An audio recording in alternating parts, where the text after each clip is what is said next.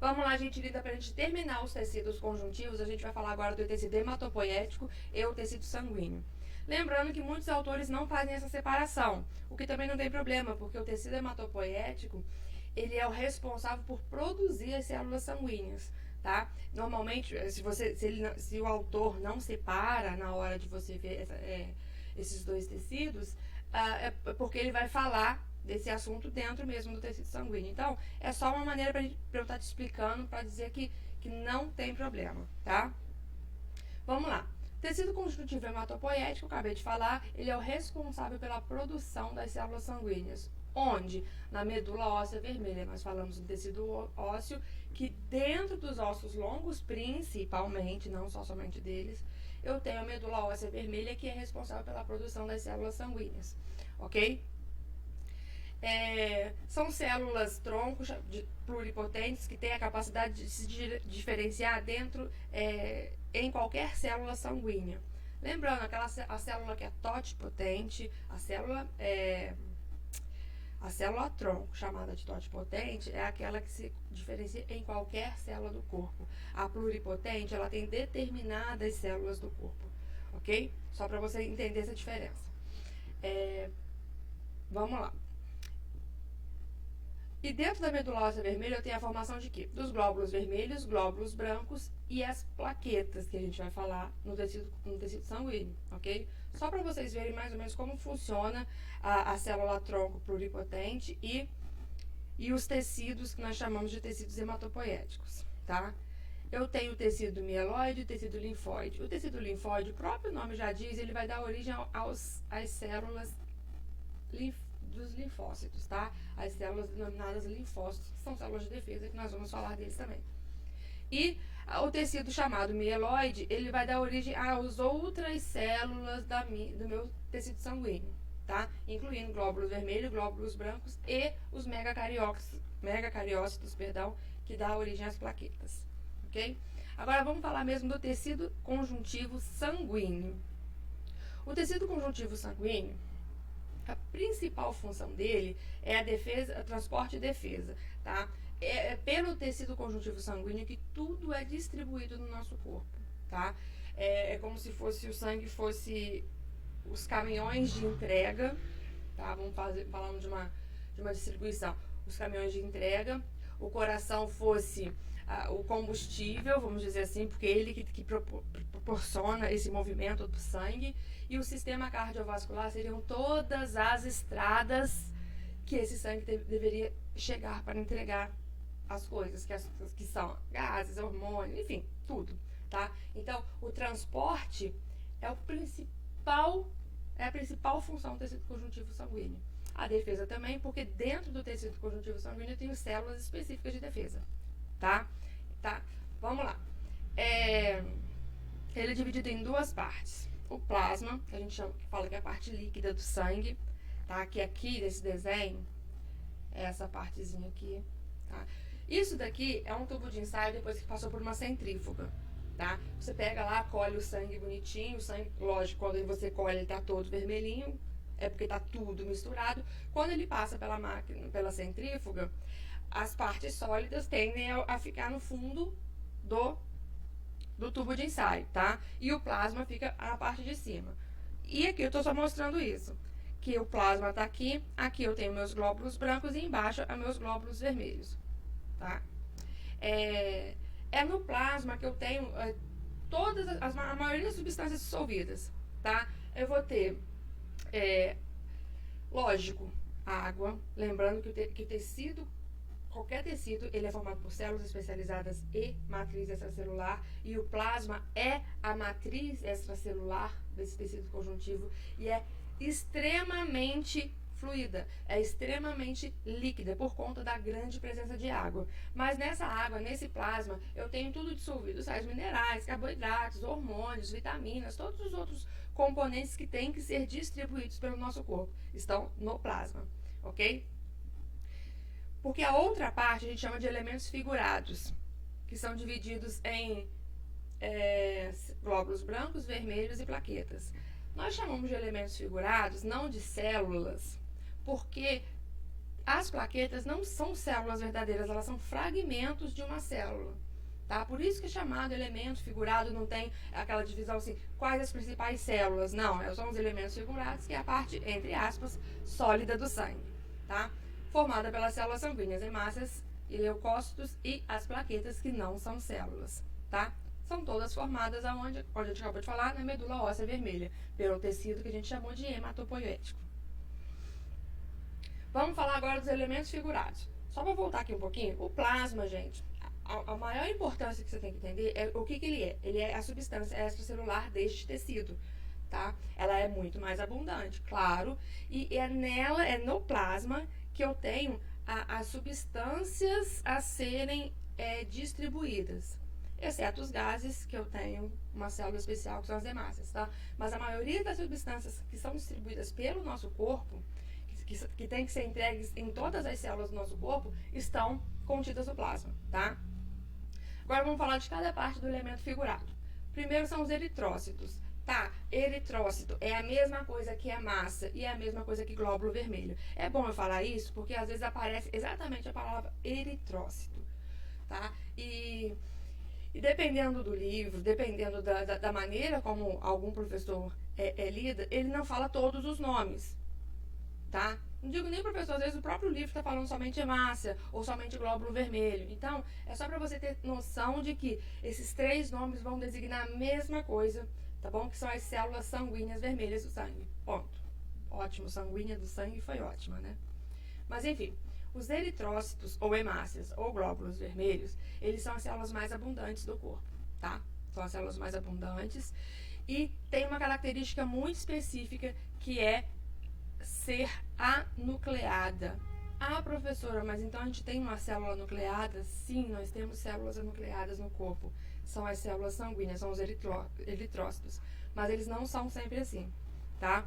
Eles são formados na medula óssea vermelha, formam o eritroblasto, que é uma célula nucleada que sofre um processo de maturação, que nós vamos ver a seguir, e nesse processo eu tenho a perda desse núcleo.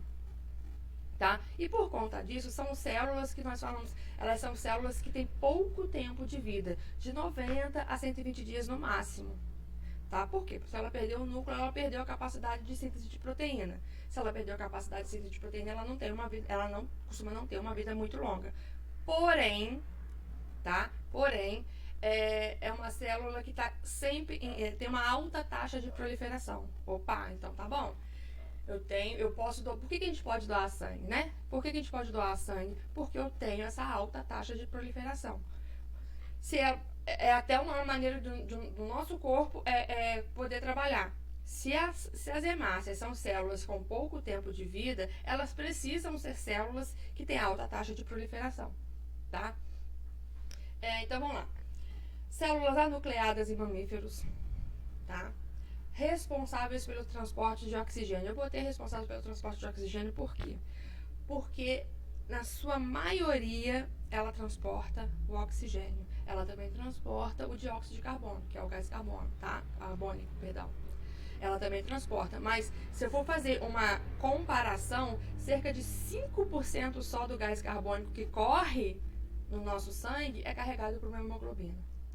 Tá? Em compensação, cerca de 80% do oxigênio que corre no nosso sangue é carregado pela hemoglobina. Então, por isso que a gente coloca responsável pelo transporte de oxigênio, tá? Já falei que corresponde a cerca de 45% do volume sanguíneo.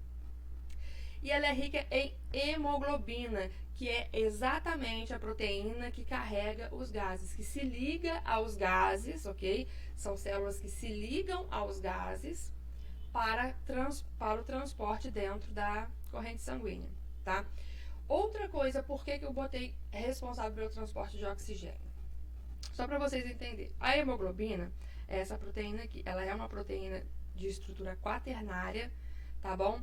Formada por grupos, que a gente chama de grupos M, que contém o quê? Átomos de ferro. O que isso é importante a gente falar? Por que o sangue é vermelho? Exatamente por causa da grande presença dos átomos de ferro. Na verdade, não é só por causa da grande presença de átomos de ferro, é pela grande presença de hemácias no sangue. Então, se eu tenho muita hemácia, eu tenho muita hemoglobina, eu tenho muito ferro, então a coloração vermelha, ok? Aqui eu mostrei para vocês o seguinte, HB significa hemoglobina. Eu mostrei para vocês como é a ligação dessa hemoglobina com os gases, tá? O tipo de ligação que ocorre. Por que eu vou ter? Por que é importante cada tipo de ligação? HbO2, a gente chama de oxihemoglobina, é quando a hemoglobina está ligada ao oxigênio, na maior parte do tempo. Em condições normais, na maior parte do tempo, a hemoglobina vai estar ligada ao oxigênio. E é uma ligação instável. Instável significa que ela não tem aquela afinidade, ela não fica firme e colada, entendeu? E isso é importante por quê? Porque a hemoglobina só transporta esse oxigênio, porque o oxigênio ele é capturado, ele forma a oxihemoglobina durante a hematose, a troca de gases no pulmão, ok? E esse oxigênio, ele segue o caminho dele para ser passado para as células do nosso corpo. Como que a hemoglobina teria esse poder todo se a ligação entre o oxigênio e a hemoglobina fosse extremamente estável, fosse aquela ligação firme, difícil de ser quebrada? Então, é importante que essa ligação seja instável, tá? Da mesma maneira que acontece com o dióxido de carbono, com o gás carbônico. Também é uma ligação instável. O problema maior é quando a gente fala do monóxido de carbono. A ligação do monóxido de carbono com a hemoglobina, ela é estável, ela é firme, ela é fixa. Por isso que uma pessoa que está em um local fechado com monóxido de carbono sendo liberado, as hemoglobinas da pessoa deixam de se ligar com o oxigênio para se ligar com monóxido de carbono. Na verdade, elas não deixam para se ligar. O que acontece é que a atração entre o monóxido de carbono e a hemoglobina é muito maior do que do que a hemoglobina com oxigênio. E isso faz com que as hemoglobinas do nosso corpo, da pessoa que está inspirando muito monóxido de carbono, faz com que as hemoglobinas fiquem, entre aspas, ocupadas, com ligações estáveis, com ligações firmes, matando a pessoa por falta de oxigenação no corpo. Enfim, no corpo todo. Isso foi o que aconteceu lá na Boate Kiss, há alguns anos, lá no sul. Muito triste, mas muitas das pessoas não morreram queimadas, morreram sufocadas por causa da grande liberação de monóxido de carbono, tá? É uma morte em que a pessoa não sabe nem o que está acontecendo, na verdade, tá? A pessoa simplesmente perde os sentidos e adormece morrendo, ok? Ela não sente dor, mas enfim, ela acaba perdendo os sentidos por conta da falta de oxigênio na circulação sanguínea, tá? Por isso que é perigoso. Ok? Então a hemoglobina, ela é muito importante por conta disso. E ela está presente nos glóbulos vermelhos, que tem a função principal de transporte de gases ou transporte de oxigênio, mais especificadamente. Ok? No sistema respiratório, nós falamos um pouquinho mais detalhado dessa distribuição e captura das hemácias com os gases, tá? Aqui está mostrando a eritropoiese, ou poiese significa formação, eritro de eritrócitos, tá? Então, é a formação de uma célula sanguínea. Olha o que acontece. Aqui eu tenho uma célula, esse daqui é um hormônio, tá? Esse aqui não é a célula, não.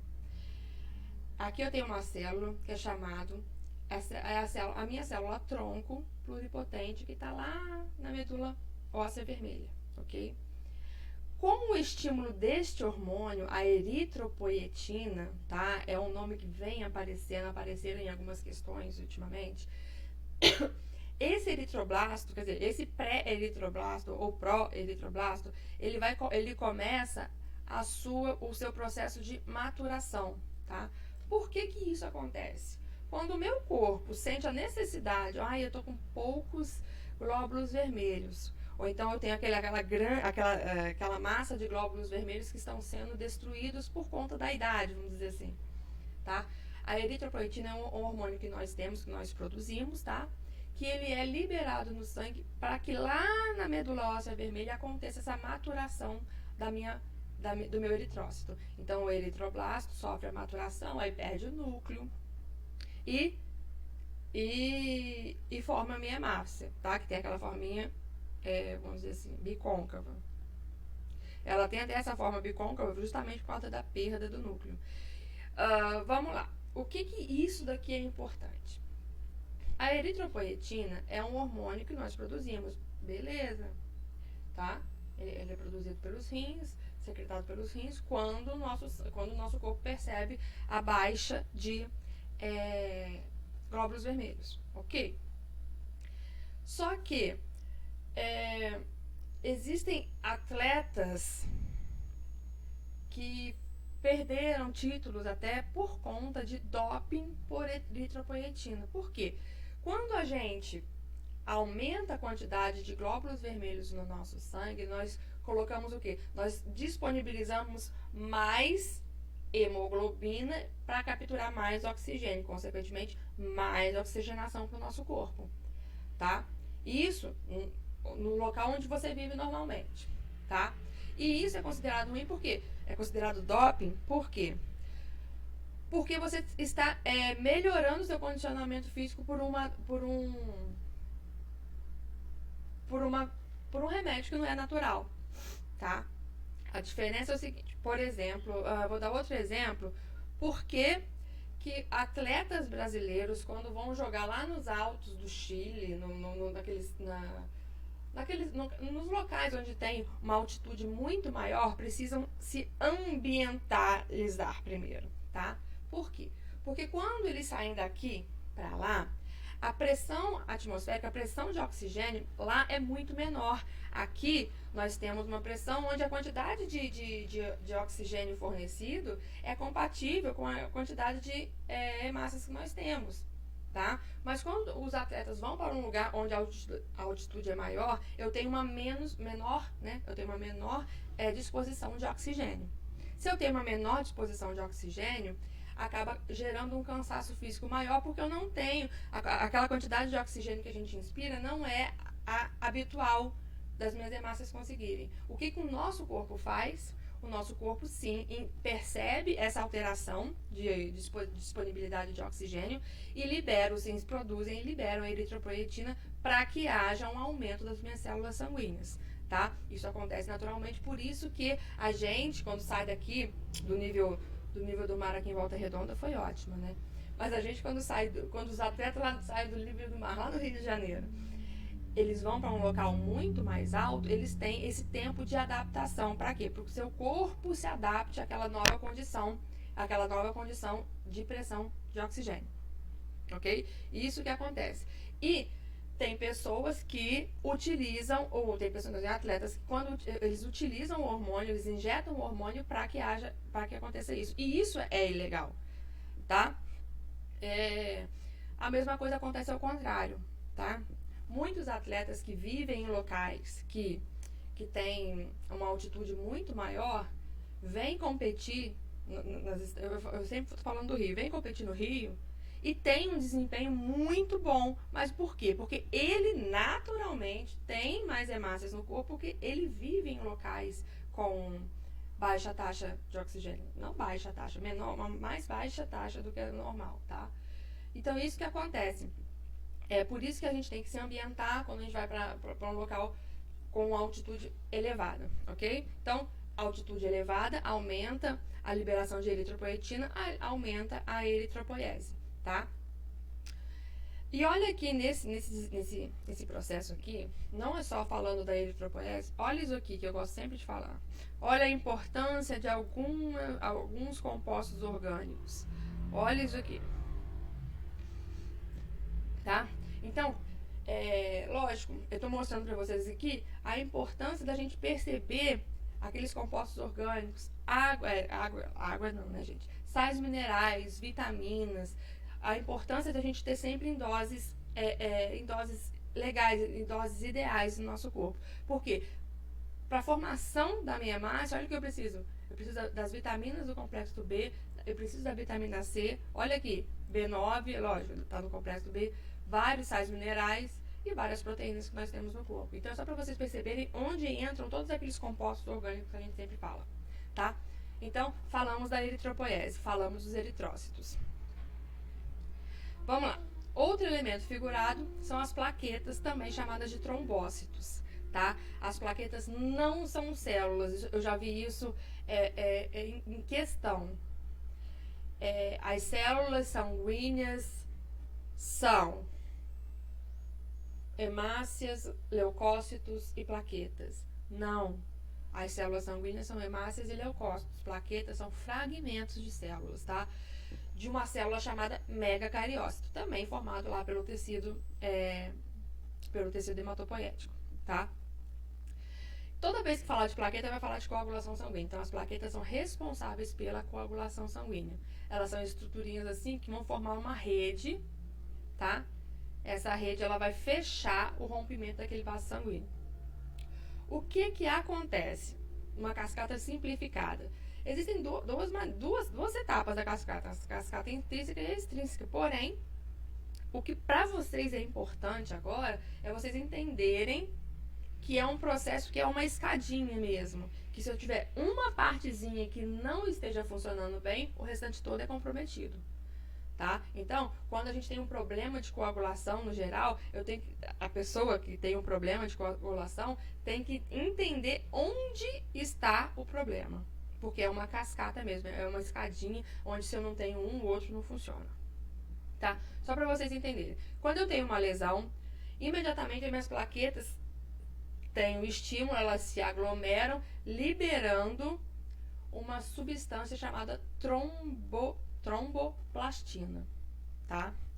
Essa é uma substância que, quando liberada, ela pega uma proteína, tá? Eu tenho ali, ó, eu tenho uma proteína no sangue que ela é uma proteína inativa, que é chamada de protrombina. Ela é uma proteína inativada, beleza? Ela é inativada, mas quando eu tenho a tromboplastina, ela chega aqui, ó, e vai ativar a protrombina em uma proteína ativa, que é chamada de trombina, ok? Bom, isso é importante porque essa trombina, ela vai fazer a mesma coisa, ela vai pegar uma proteína inativa, que é o fibrinogênio, e modificá-la em fibrina, que é de fato como se fosse a colinha mesmo, a rede que faz para estancar a saída daquele tecido lesionado, tá? Então, se eu tenho uma lesão de um vaso sanguíneo, eu tenho uma cascata, eu tenho vários acontecimentos, eu tenho uma sequência de acontecimentos que chegam para formar aquela rede que é a casquinha do nosso machucado. Vamos pensar de uma maneira bem simples, visível pra gente, que é a casquinha do nosso machucado, que muita gente vai lá e fica arrancando, tá? Isso é a coagulação sanguínea. É de uma maneira simplificada, a nível de vestibular. Não é necessário você saber todas as etapas, tem muito mais etapas aqui. O importante é você saber que eu não coloquei aqui, que eu esqueci, tá? Aqui eu tenho a utilização dos íons cálcio e a utilização da vitamina K. Olha aí, íons, cálcio, sais minerais e vitamina K. Ambas aqui, ó. O cálcio entra aqui e a vitamina K aqui junto, com a tromboplastina. Tá? Mas assim, a importância de onde eles vão entrar também não, mas sempre quando falar de vitamina K, eu vou estar falando de coagulação, vou estar falando de plaqueta. Se eu estiver falando o cálcio não posso dizer que é só coagulação sanguínea, porque o cálcio tem inúmeras funções no nosso corpo. Contração, formação de ossos, e tem muita, tá? Formação de... Então, mas a vitamina K, ela vai estar sempre ligada à coagulação sanguínea. Eu costumo brincar que é K de coagulação. Não é, tá, gente? Não é. Mas é só pra lembrar, tá? Vamos lá. Falando do próximo elemento figurado, são os leucócitos ou glóbulos brancos também. Podem aparecer dos dois jeitos. São as células responsáveis pela defesa do nosso organismo, tá? Elas têm uma característica muito importante, que é a de AP10, a capacidade de sair dos vasos sanguíneos, tá? Todos os nossos leucócitos têm essa capacidade. Uns têm umas funções muito maiores, mas todos têm, tá? Então, Quando eu falar de diapedese, é a saída de células do tecido conjuntivo, saída dos vasos sanguíneos para alcançar algum outro tecido, tá? Então, diapedese é a saída das células sanguíneas para o alcance de outro tecido. Sempre para defesa, né? Eu estou falando de leucócito, da defesa do organismo. Podem ser divididos em dois. Os granulócitos, que são neutrófilo, eosinófilo e basófilo, não falei na ordem, mas enfim, não tem problema. E eu tenho os granulócitos, que são os linfócitos e os monócitos, tá? Então, a gente vai falar de cada um e a importância de cada um. Lógico, não são todos que caem assim com tanta força no sentido, mas a gente vai falar de cada um. Uma coisa que é legal a gente falar é o seguinte: os leucócitos, a gente sempre fala, eles sempre adoram colocar questões relacionadas à quantidade de células em um exame de sangue, tá? Quantidade de células em um exame de sangue. Quando nós temos um número de leucócitos altos, a gente chama de leucocitose, tá? Citose, na verdade, o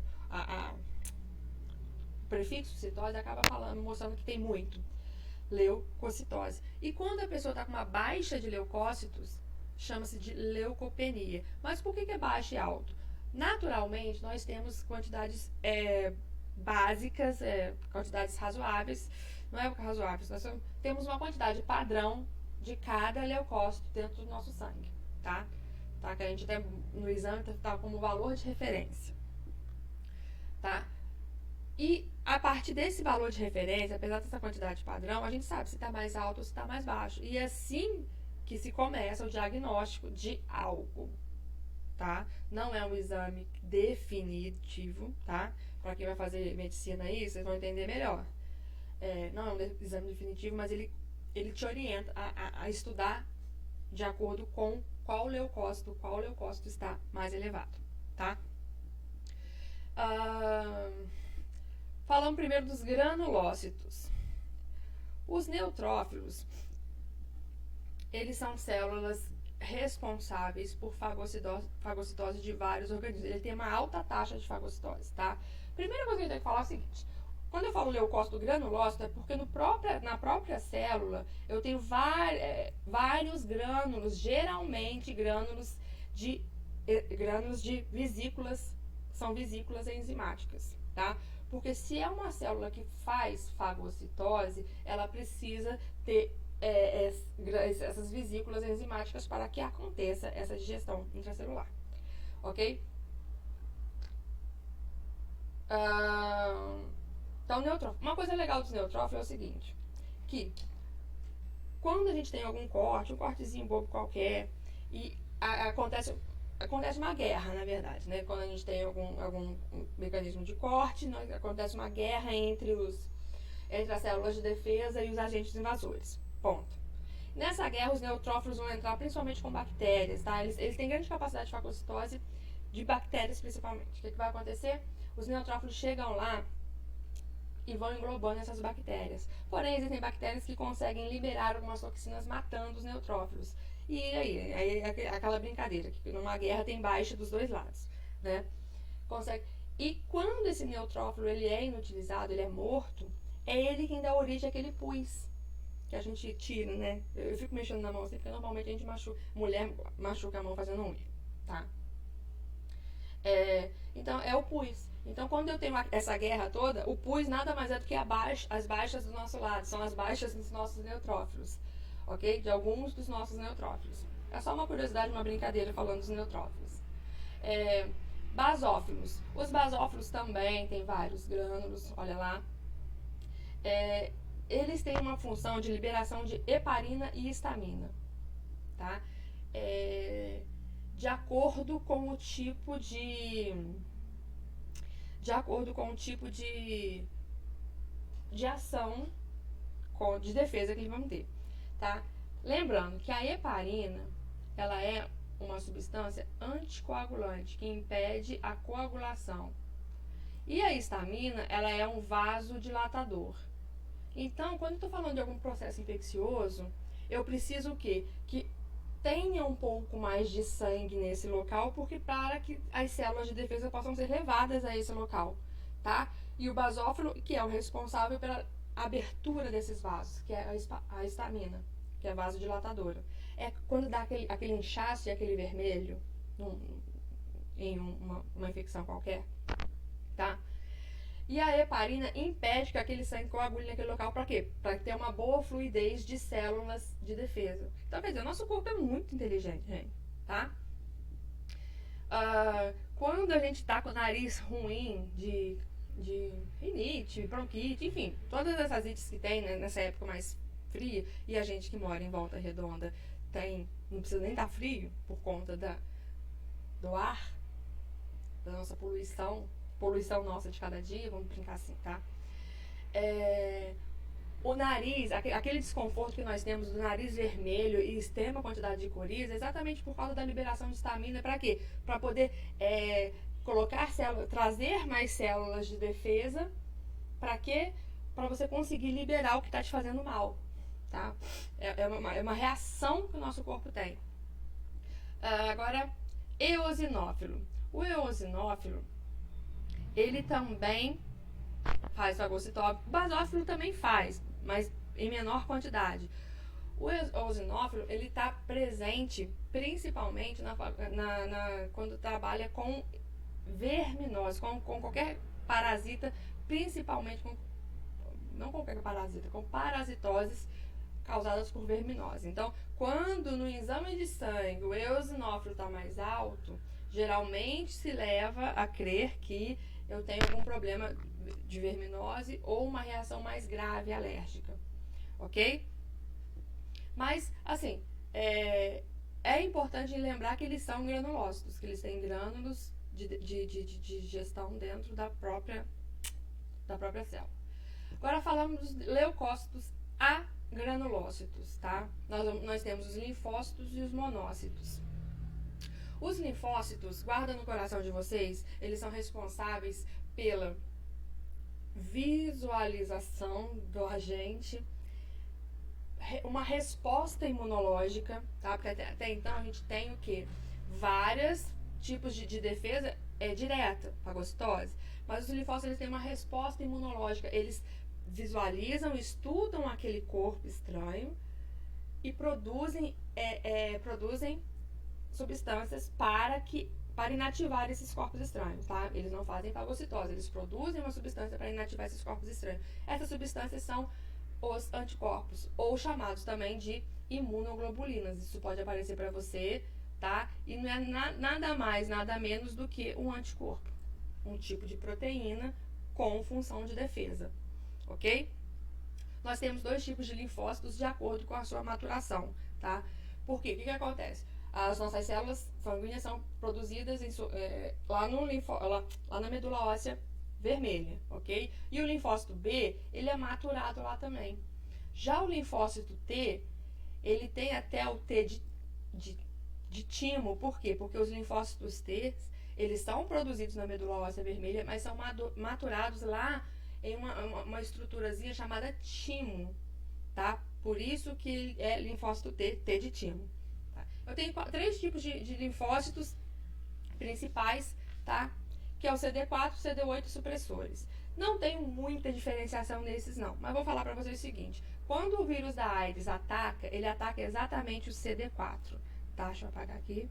Ele vai atacar exatamente o CD4, tá? Por quê? O CD4, não por quê, né?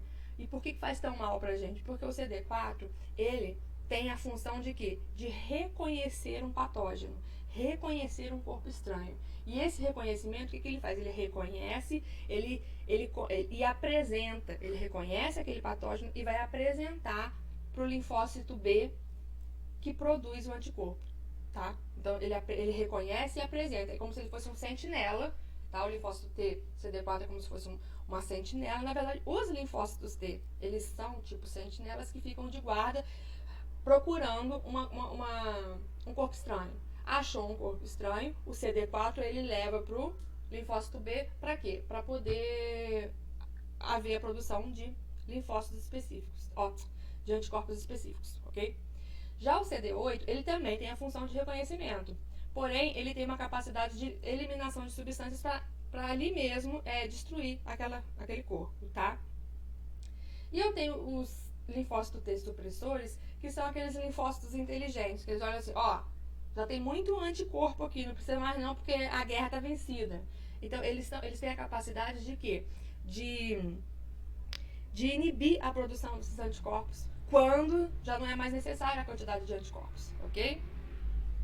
Então, o linfócito T, basicamente reconhecimento, e o linfócito B, produção de anticorpos, tá? Linfócito, produção de anticorpos. E agora eu tenho os monócitos. Os monócitos são células que são importantes sim, porque todos os linfócitos realizam a diapedese, ok? Todos realizam a diapedese.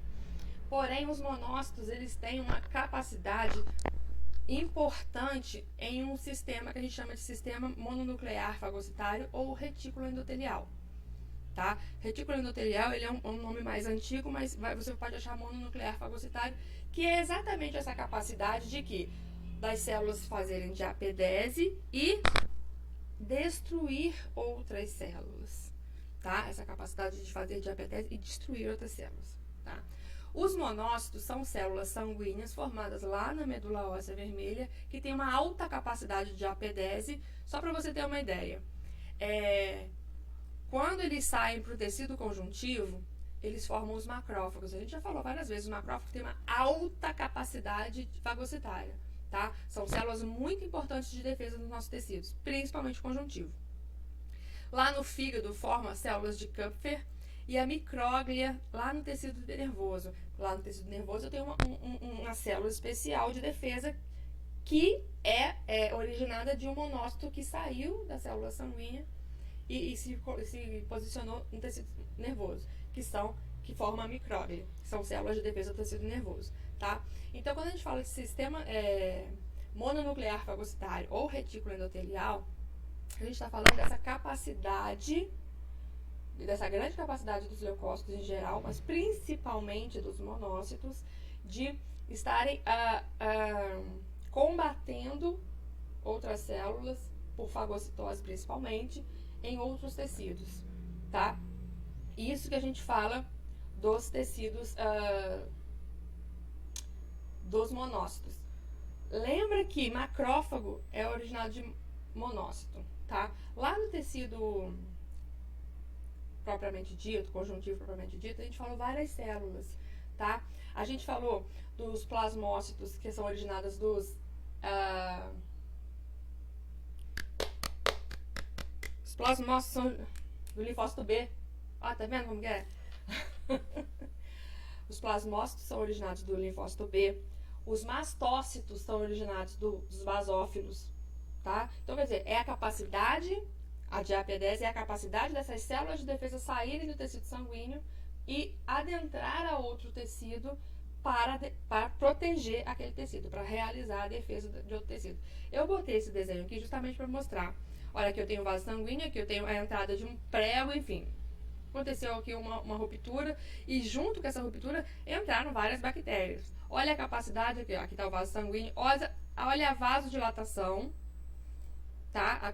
Que acontece por conta dos basófilos, liberando o que? Nesse caso, vai ser a histamina, tá? Trazendo maior quantidade de sangue. Olha aqui, ó, o neutrófilo chegando, conseguiu sair, né? A diapedese do neutrófilo, a diapedese do monócito se transformando em macrófago, fazendo o quê? A fagocitose desses corpos estranhos dentro de um corte específico, ok? Esse, gente, foi o tecido sanguíneo. A gente terminou agora os tecidos conjuntivos. O próximo tecido que a gente vai falar é o muscular, seguido do nervoso. Então, lembrando que nós falamos do tecido epitelial, já falamos, que é dividido em glandular e revestimento. Nós falamos de todos os tecidos conjuntivos, que nós falamos do tecido propriamente dito, denso e frouxo, tecido adiposo, tecido cartilaginoso, tecido ósseo, tecido sanguíneo e o hematopoético, tá? Que vocês podem encontrar os dois juntos. Então, a gente já falou de todos os tecidos conjuntivos, tá? Nós vamos passar agora para o tecido muscular seguido do nervoso. Um beijo para vocês.